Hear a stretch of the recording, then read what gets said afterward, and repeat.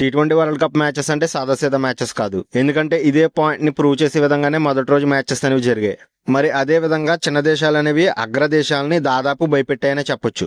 మరింతకీ అంతలా ఏం జరిగిందని చూసుకుంటే ఈ సంవత్సరం ఫిబ్రవరి 7వ తారీఖున ఈ టీ20 వరల్డ్ కప్ భాగంగా మొదటి రోజున 3 మ్యాచెస్ అనేవి జరిగాయి.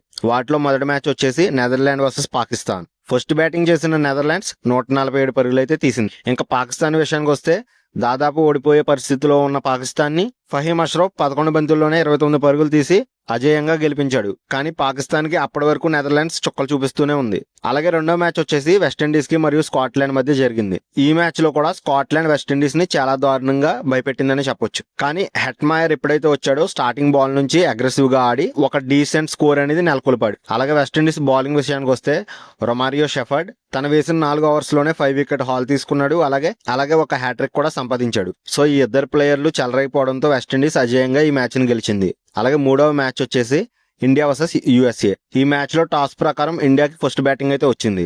దాదాపు ప్రతి మ్యాచ్ లోనూ 200+ ఇండియా ఖచ్చితంగా కొడుతుంది అనే స్టేజ్ నుంచి కేవలం 160 పరుగులకు మాత్రమే యుఎస్ఏ వాళ్ళు చాలా అద్భుతమైన బౌలింగ్ వేసి ఇండియాని కట్టడి చేశారు.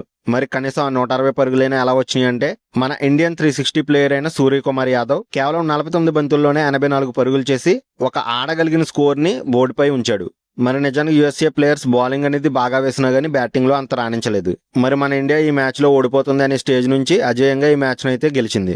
నిజానికి మనం ఈ గేమ్ అనే కాదు ఏ గేమ్ లో కూడా విన్నర్ ఎవరు అలాగే లూజర్ ఎవరని డిసైడ్ చేయలేం. Because it's all about the destiny. మరి నిజానికి డెస్టినీలో ఏది ఉంటే అదే జరుగుతుంది. సో యాక్చువల్లీ ఈ వీడియోకి అయితే ఇంతే. మరో కొత్త వీడియోతో మళ్ళీ కలుసుకుందాం. అంతవరకు మా ఛానల్ అయితే ఫాలో చేస్తూ ఉండండి. ఈ వీడియో నచ్చితే మాత్రం ఒక లైక్ అయితే వేసుకోండి.